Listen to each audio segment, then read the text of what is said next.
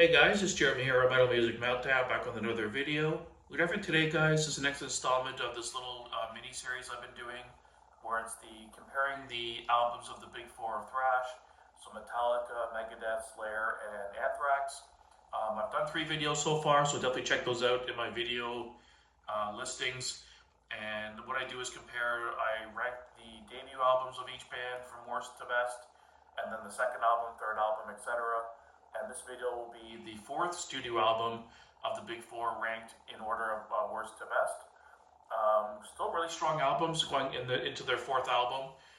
Some really good strong albums actually.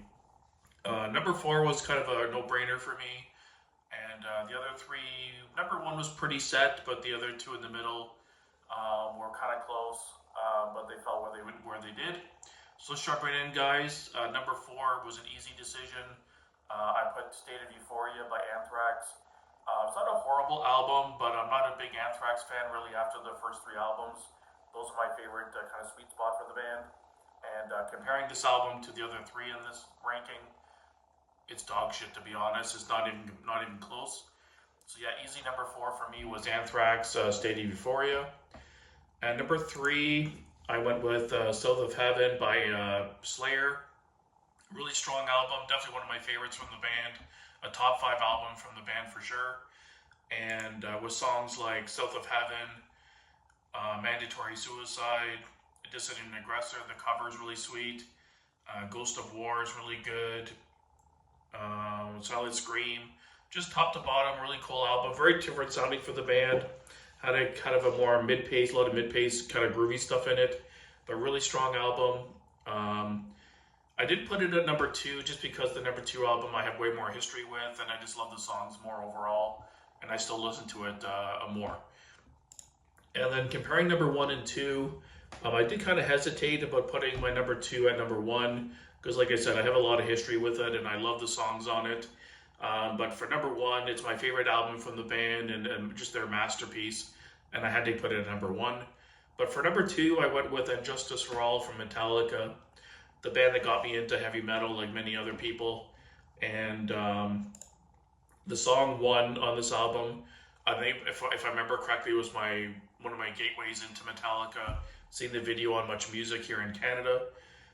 But songs like Blackened, And Justice for All, the title track, One, The Shortest Straw, Harvester of Sorrow, the top to bottom is just a killer album. The only weakness to the album is poor Jason, when he came into the band, they completely dimmed him out in the mix, and his bass is non-existent, which is dog shit. Because he's such a good bass player, it's kind of disrespectful, in my opinion, not to have his bass in the mix properly. But it's still a really cool album. I love the songs on it.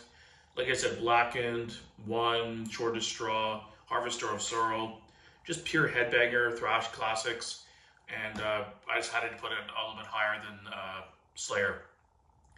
And obviously number 1 will have to be Rust in Peace by Megadeth. I'm not even the biggest Megadeth fanboy overall, to be honest with you. It's not a band I ever got super into. I think from their discography I have about 6 or 7 of their albums. Like, I dig a lot of their albums. But overall, it's not a band I go back to often. But this album is fucking killer. Marty Friedman's guitar playing and Dave's playing off leads. Killer riffs in this whole album. It's definitely their masterpiece. Easily the best Megadeth album in my opinion. Peace Sells is pretty good too, but this is my favorite overall. And in my opinion, this is the only album that really contends with the first 4 Metallica albums. It's the only one that's on that level where it's that good. With songs like Holy Wars, which is my favorite Megadeth song of all time, Hangar 18, Take No Prisoners, Tornado of Souls, Poison Was the Cure, just so many good songs on this one.